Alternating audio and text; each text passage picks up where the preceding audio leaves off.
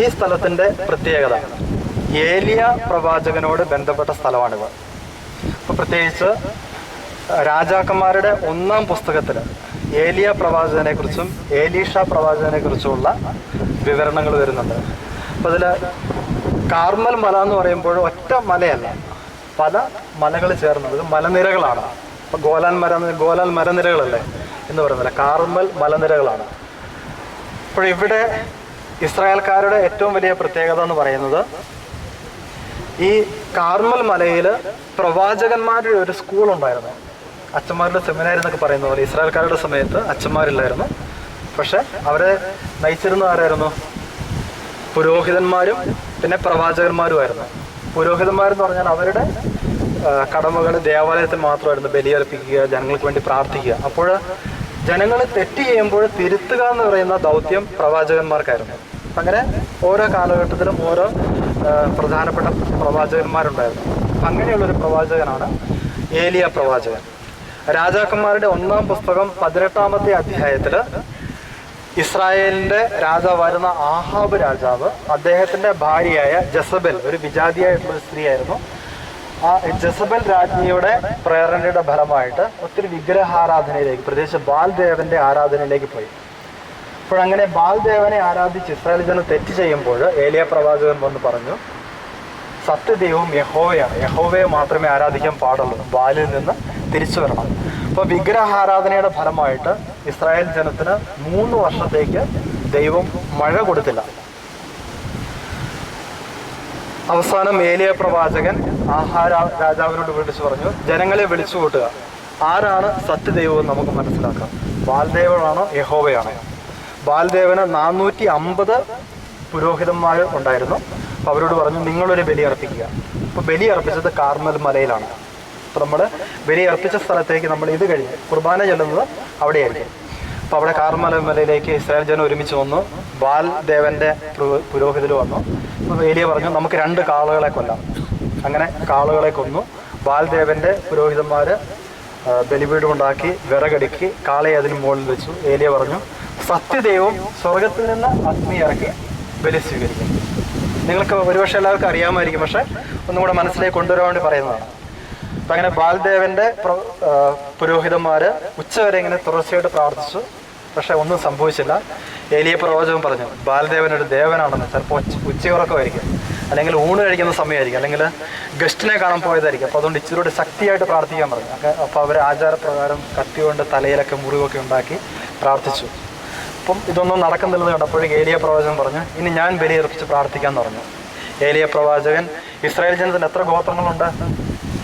12 ഗോത്രങ്ങൾ. അപ്പോൾ ഓരോ ഗോത്രത്തിൻ്റെയും എണ്ണം അനുസരിച്ച് 12 കല്ലുകൾ എടുത്ത് ബലിപീഠം ഉണ്ടാക്കി വിറകടുക്കി അതിൽ കാളയെ കിടത്തി, എന്നിട്ട് അതിൻ്റെ മുകളിൽ 4 കുടം വെള്ളം 3 പ്രാവശ്യമായിട്ട് 4 കുടം വെള്ളം ഇത് ഒഴിച്ച് ഏലിയ പ്രവാചകൻ സത്യദൈവത്തോട് പറഞ്ഞു, അങ്ങ് മാത്രമാണ് സത്യദൈവമെന്നും അത് എല്ലാവരും അറിയാൻ വേണ്ടിയിട്ടും വിഗ്രഹാരാധന ഇവിടെ നിന്ന് ഇല്ലാതാകാൻ വേണ്ടിയിട്ട് ഞങ്ങളുടെ പ്രാർത്ഥന സ്വീകരിക്കണമെന്ന് പറഞ്ഞ് ഏലിയ പ്രവാചകൻ പ്രാർത്ഥിച്ചു. സ്വർഗത്തിൽ നിന്ന് അഗ്നി ഇറങ്ങി വന്ന് ബലിപീഠം സഹിതം ദഹിപ്പിച്ച് കളഞ്ഞു. അങ്ങനെ ഏലിയ പ്രവാചകൻ ബാലിൻ്റെ കള്ളപ്രവാചകന്മാരെ മുഴുവൻ പിടിച്ച് കൊന്നുകളയുകയാണ്. അപ്പം 450 പേരെയും കൊന്നുകളഞ്ഞു. പിന്നെ മഴയ്ക്ക് വേണ്ടിയിട്ട് പ്രവാചകൻ പ്രാർത്ഥിക്കുകയാണ്. അപ്പം പ്രവാചകൻ കാർമൽ മലയുടെ മുകളിലേക്ക് കയറി എന്നിട്ട് നിലത്തിരുന്ന് മുട്ടിനിടയ്ക്ക് തല വെച്ച് പ്രാർത്ഥിച്ചു. തൻ്റെ സേവകനായ പരിചാരകനോട്, ഒരു കുട്ടി ഉണ്ടായിരുന്നു, അവരോട് പറഞ്ഞു, നീ മലയുടെ മുകളിൽ കയറി കടലിലേക്ക് നോക്കുക. കടലേതാണ്? ഇതാണ് കടൽ. ഈ കടലിലേക്ക് നോക്കാൻ പറഞ്ഞു. മെഡിറ്ററേനിയൻ കടലാണ്. കാർമൽ മലയുടെ മുകളിൽ നിന്ന് നമ്മളിപ്പോൾ പോകുന്ന സ്ഥലം നല്ല തെളിഞ്ഞ അന്തരീക്ഷമാണെങ്കിൽ കടലിൻ്റെ നീലിമ കാണാൻ വേണ്ടി സാധിക്കും. അങ്ങനെ നോക്കാൻ പറഞ്ഞു. അവൻ നോക്കി, പക്ഷേ അവൻ പറഞ്ഞു, ഒന്നും കാണുന്നില്ലെന്ന് പറഞ്ഞു. അപ്പം അങ്ങനെ 7 പ്രാവശ്യം ഈ പ്രക്രിയ ആവർത്തിച്ചു. 7-ാം പ്രാവശ്യം പയ്യൻ പറഞ്ഞു, ഇപ്പോൾ കൈപ്പത്തിയുടെ വലുപ്പത്തിൽ ഒരു കാർമേഘം ഉയർന്നു വരുന്നത് ഞാൻ കാണുന്നു എന്ന് പറഞ്ഞു. ഏലിയ പ്രവാചകൻ ആഹാബ് രാജാവിനോട് പറഞ്ഞു, വേഗം രഥം പൂട്ടുക, മഴ പെയ്യാൻ പോകുന്നു, അതിനു മുമ്പ് നീ യാത്ര പുറപ്പെടുക എന്ന് പറഞ്ഞു. അപ്പം അങ്ങനെ കാർമേഘം ഉണ്ടായി, മഴ പെയ്തു. 3 വർഷം മഴയില്ലാതിരുന്ന വിശുദ്ധ നാട്ടിൽ മഴ കിട്ടി. നമ്മളിപ്പോൾ നിൽക്കുന്നത് സ്റ്റെല്ല മാരിസ് പള്ളിയുടെ മുമ്പിലാണ്. സ്റ്റെല്ല മാരിസ് എന്ന് പറഞ്ഞാൽ എന്താണ് അർത്ഥം? സ്റ്റെല്ല എന്ന് പറഞ്ഞാൽ നക്ഷത്രം, മാരിസ് ഓഫ് ദ സീ, കടലിൻ്റെ നക്ഷത്രം. അപ്പോൾ ഇത് മാതാവാണ് ആ പേരിൽ അറിയപ്പെടുന്നത്, മാതാവിനെ ഉദ്ദേശിച്ചുകൊണ്ടാണ് അറിയപ്പെടുന്നത്. ഇത് ഏലിയ പ്രവാചകന്റെ പേരിലുള്ള സ്ഥലമാണ്. പക്ഷെ എന്തുകൊണ്ടാണ് ഇവിടെ മാതാവ് വരുന്നത്? അതിന് കാരണം 3 വർഷം മഴയില്ലാതെ വരൾച്ചയിലായിരുന്ന കന്നുകാലികളും ജനങ്ങളുമൊക്കെ ജലം കിട്ടാതെ മരിക്കാൻ തുടങ്ങിയ സന്ദർഭത്തിൽ ദൈവം ഏലിയ പ്രവാചകനിലൂടെ മഴ നൽകി ലോകത്തെ, ഈ വിശുദ്ധ നാട്ടിനെ അനുഗ്രഹിക്കുകയാണ്. അപ്പോൾ ഒരു കാർമേഘമാണ് മഴ കൊണ്ടുവന്ന് ഈ കാനാൻ ദേശത്തിന് നൽകിയത്. അതുപോലെ മനുഷ്യവംശം പാപത്തിൽ പെട്ട് രക്ഷയില്ലാതെ കഷ്ടപ്പെട്ട് നശിച്ചുകൊണ്ടിരുന്ന സമയത്ത് മാതാവിലൂടെ ദൈവം രക്ഷ, ക്രിസ്തുവിനെ നമുക്ക് അയച്ചു തന്നു. അപ്പോൾ മേഘത്തെ മാതാവിനോട് താതാത്മ്യപ്പെടുത്തുകയാണ്. അങ്ങനെയാണ് മാതാവിനോടുള്ള ഭക്തി ഇവിടെ ആരംഭിക്കുന്നത്. പ്രത്യേകിച്ച് 6-ാം നൂറ്റാണ്ട് 7-ാം നൂറ്റാണ്ട് സമയത്ത് ഈ മലകളുടെ പ്രത്യേകത, ഒത്തിരി നാച്ചുറൽ ആയിട്ടുള്ള ഗുഹകളുണ്ട് ഇവിടെ. ഇവിടെ 6000 വർഷങ്ങൾക്ക് മുൻപ് മനുഷ്യവാസം ഉണ്ടായിരുന്നു. അതായത് പ്രാചീന കാലത്ത് തന്നെ ഉണ്ടായിരുന്നു. അപ്പോൾ അവരുടെ ഫോസിലുകളോ അസ്ഥികളോ അവശിഷ്ടങ്ങളൊക്കെ ഇവിടുന്ന് കിട്ടിയിട്ടുണ്ട്. അതൊക്കെ പഠനം നടത്തിയിട്ടുണ്ട്. അപ്പോൾ ഇവിടെ ഈ ഗുഹകൾ വാസയോഗ്യങ്ങളാണ്. അപ്പോൾ ഇവിടെ ക്രൈസ്തവ സന്യാസിമാർ ഇവിടെ വന്ന് ഒറ്റയ്ക്കിരുന്ന് പ്രാർത്ഥിക്കുമായിരുന്നു. 12-ാം നൂറ്റാണ്ടൊക്കെ ആയപ്പോഴേക്കും ജെറുസലേം പാത്രിയാർക്കീസ് റോമിൽ നിന്ന് അവർക്ക് വേണ്ടി പ്രത്യേകമായിട്ടൊരു നിയമാവലി ഉണ്ടാക്കി അവരെ ഒരുമിച്ച് കൊണ്ടുവന്ന് ഇവിടെ ഈ പ്രദേശത്ത് ഒരു കപ്പേളയൊക്കെ ഉണ്ടാക്കി, ഒരു ഓറത്തോറി എന്ന് പറയും, ഓറത്തോറി ഉണ്ടാക്കി അവർ ഒരുമിച്ച് വന്ന് പ്രാർത്ഥിക്കും, കുർബാന അർപ്പിക്കും, പിന്നെ പ്രാർത്ഥിക്കാൻ വേണ്ടി സ്വന്തം ഗുഹകളിലേക്ക് തിരിച്ചു പോകും. അങ്ങനെ ആ സിസ്റ്റം 13-ാം നൂറ്റാണ്ട് വരെ തുടർന്നു. പിന്നീട് അവർക്ക് വേണ്ടി പ്രത്യേക ഒരു സഭാ സമൂഹം ഉണ്ടാക്കി, നിയമസംഹിത ഉണ്ടാക്കി. അങ്ങനെ തുടങ്ങിയ കോൺഗ്രിഗേഷൻ ആയത് OCD എന്ന് പറയും, കർമ്മലീത്ത സഭ. ഇന്ന് സകല കർമ്മലീത്ത സഭാംഗങ്ങളുടെയും കേന്ദ്രമാണ്, ആത്മീയ കേന്ദ്രമാണ് ഈ കാണുന്ന ഈ ആശ്രമം. ഇത് അവരുടെ ഒരു ആശ്രമമാണ്. ഇവിടെ നമുക്ക് താമസിച്ച് പ്രാർത്ഥിക്കാനൊക്കെയുള്ള സൗകര്യമുണ്ട്. ഇപ്പം നിങ്ങൾക്ക് ഒരാഴ്ച വന്ന് ഇവിടെ താമസിച്ച് പ്രാർത്ഥിക്കും, ഇവിടുത്തെ അച്ഛന്മാരോട് പറഞ്ഞ് അപ്പോയിൻമെൻറ്റ് വാങ്ങിയാൽ മതി.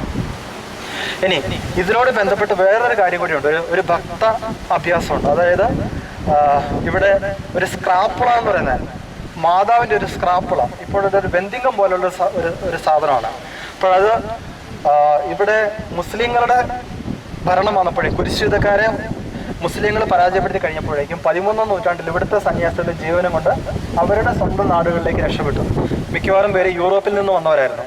അപ്പം അങ്ങനെ യൂറോപ്പിൽ അവരുടെ സഭാവസ്ത്രം എന്ന് പറയുന്നത് ഇവിടുത്തെ ബെദൂയിൻസിൻ്റെ സഭാവസ്ത്രമായിരുന്നു. അപ്പോൾ ഈ വിചിത്രമായ വസ്ത്രം കണ്ട് നാട്ടിലുള്ള ആളുകൾ അവരെ കളിയാക്കാൻ വേണ്ടി തുടങ്ങി. അതുമാത്രമല്ല സഭയിൽ അംഗങ്ങളുടെ എണ്ണം കുറഞ്ഞു വന്നു. അപ്പോൾ അവരുടെ സുപ്പീരിയർ ജനറലായിരുന്ന സൈമൺ സ്റ്റോക്ക് എന്ന് പറയുന്ന ഇംഗ്ലണ്ടുകാരൻ അച്ഛൻ മാതാവിനോട് പ്രത്യേകമായിട്ട് കരഞ്ഞ് പ്രാർത്ഥിച്ചു. മാതാവ് സൈമൺ സ്റ്റോക്കിന് സ്വപ്നത്തിൽ പ്രത്യക്ഷപ്പെട്ട്, നീ ഒരു സ്ക്രാപ്പുള ധരിക്കുക, ബ്രൗൺ കളറുള്ള സ്ക്രാപ്പുള. ബ്രൗൺ കളർ എന്ന് പറഞ്ഞാൽ ഭൂമിയുടെ കളറാണ്, എളിമയുടെ കളറാണ്, ലാളിത്യത്തിൻ്റെ കളറാണ്. അപ്പം അത് ധരിക്കുക, നിന്നെയും നിന്റെ സഭാംഗങ്ങളെയും അതുപോലെ ഇത് ധരിക്കുന്ന എല്ലാവരെയും എല്ലാവിധ തിന്മകളിൽ നിന്നും സംരക്ഷിക്കും, നല്ല മരണം തരും എന്നൊക്കെ പറഞ്ഞ മാതാവ് സൈമൺ സ്റ്റോക്കിന് ദർശനം കൊടുത്തു. സന്യാസിമാരെ ധരിക്കാൻ തുടങ്ങി. ഇപ്പോൾ നമ്മൾ ലത്തീൻ കുർബാനയ്ക്ക് അച്ഛന്മാരെ ധരിക്കുന്ന പുറത്തെ തിരുവസ്ത്രമില്ലേ, നടുക്കൊരു തുളയുള്ള ആ ഒരു ഷേപ്പാണ് സ്ക്രാപ്പുള, അതിൻ്റെ ഒറിജിനൽ. നമ്മുടെ കാർമലേറ്റ് അച്ഛന്മാർ അതാണ് ധരിക്കുന്നത്, മുമ്പിലും പുറകിലുമായിട്ട് കാണാം. പക്ഷെ ഇപ്പം നമുക്ക് സ്ക്രാപ്പുള വാങ്ങാൻ കിട്ടും, പക്ഷെ അതൊരു വെന്തിങ്ങും പോലുള്ളൊരു സാധനമാണ്. ഇപ്പം മാതാവിനോട് ഭക്തിയുള്ള ഒരു ആഗ്രഹമുള്ള തോന്നുന്നത് ഇവിടെയും പിന്നെ നമ്മൾ പോകുന്ന മുഹറക്കയിലൊക്കെ കുഞ്ഞ് ഷോപ്പുണ്ട്. അപ്പോൾ ഇവിടെ നിന്ന് എല്ലാവരും വാങ്ങാൻ വേണ്ടി നോക്കരുത്, കാരണം നമ്മൾ 150 പേരുണ്ട്, നമുക്ക് സമയം കുറച്ചേ ഉള്ളൂ. അപ്പോൾ കുറച്ച് പേരെ സാധിക്കുമെങ്കിൽ വാങ്ങുക. കൂടുതൽ സമയം നമുക്ക് മുഹറക്കയിലുണ്ടാകും, അവിടുന്ന് കൂടുതൽ പേര് താല്പര്യം ഉണ്ടെങ്കിൽ വാങ്ങുക. അപ്പോൾ അതാണ് പ്രധാനപ്പെട്ട കാര്യം. ഇനി നമ്മളിപ്പോൾ കയറുന്ന സ്റ്റെല്ല മാരീസ് പള്ളിയെക്കുറിച്ച്, ഈ പള്ളി ഇപ്പോൾ ഉള്ള പള്ളി 1836 പണി കഴിഞ്ഞ പള്ളിയാണ്. അപ്പോൾ ഈ പള്ളി വളരെ മനോഹരമായിട്ടുള്ളൊരു പള്ളിയാണ്. അതിൻ്റെ അൽത്താരയുടെ കീഴിൽ ഏലിയ പ്രവാചകൻ താമസിച്ചിരുന്നെന്ന് പരമ്പരാഗതമായിട്ട് വിശ്വസിക്കുന്ന ഒരു കേവ് ഉണ്ട്, ഒരു ഗുഹ. ആ ഗുഹ അതുപോലെ നിലനിർത്തിക്കൊണ്ടാണ് ഈ പള്ളി പണിതിരിക്കുന്നത്. പിന്നെ പള്ളിയിലെ മാതാവിൻ്റെ ഒരു മനോഹരമായ ഒരു സ്റ്റാച്യു ഉണ്ട്. ആ സ്റ്റാച്യുവിന് പ്രത്യേകതയുണ്ട്. അതിൻ്റെ തല, കഴുത്തിന് മുകളിലേക്കുള്ള ഭാഗം ആദ്യത്തെ പള്ളിയുടെ സമയത്ത് പണിയപ്പെട്ട് റോമിൽ നിന്ന് പിയൂസ് 6-ാമൻ മാർപ്പാപ്പ വെഞ്ചരിച്ച് ഈ ആശ്രമത്തിന് സംഭാവനയായിട്ട് നൽകിയതാണ്. പിന്നീട് കുറേ വർഷങ്ങൾ കഴിഞ്ഞ് ലെബനോനിലെ ദേവദാരു എന്ന് കേട്ടിട്ടുണ്ടോ? അതിനെക്കുറിച്ച് എങ്ങനെയാണ് കേൾക്കുന്നത്? ജെറുസലേം ദേവാലയം പണിയാൻ വേണ്ടി ലെബനോനിൽ നിന്നുള്ള ദേവദാരുവാണ് ഉപയോഗിച്ചിരുന്നത്. ലെബനോനിലെ ദേവദാരു ഉപയോഗിച്ചുകൊണ്ടാണ് സ്റ്റാച്യുവിൻ്റെ ബാക്കി ഭാഗങ്ങൾ പിന്നീട് കടഞ്ഞു വെച്ചിരിക്കുന്നത്. അപ്പോൾ ആ സ്റ്റാച്യു വെച്ചിരിക്കുന്നത് മറ്റൊരു മാർപ്പാപ്പയാണ്. 23 പയസ് 11 മാർപ്പാപ്പ. അങ്ങനെ 2 മാർപ്പാപ്പന്മാർ വെഞ്ചരിച്ച സ്റ്റാച്യു ആണ് അതിനകത്തിരിക്കുന്നത്. വളരെ മനോഹരമായൊരു പള്ളിയാണ്. നമുക്കതിനകത്ത് നിശബ്ദതയാണ്. നമുക്ക് ശാന്തമായിട്ട് കയറി മാതാവിൻ്റെ സ്റ്റാച്യു ഉണ്ട്. ഏലിയ താമസിച്ചിരുന്ന കേവിലേക്ക് നമുക്ക് ഇറങ്ങി ചെല്ലാൻ വേണ്ടി സാധിക്കും. അതിനകത്ത് കയറി നമുക്ക് തൊട്ട് പ്രാർത്ഥിച്ച് തിരിച്ചു വരാം.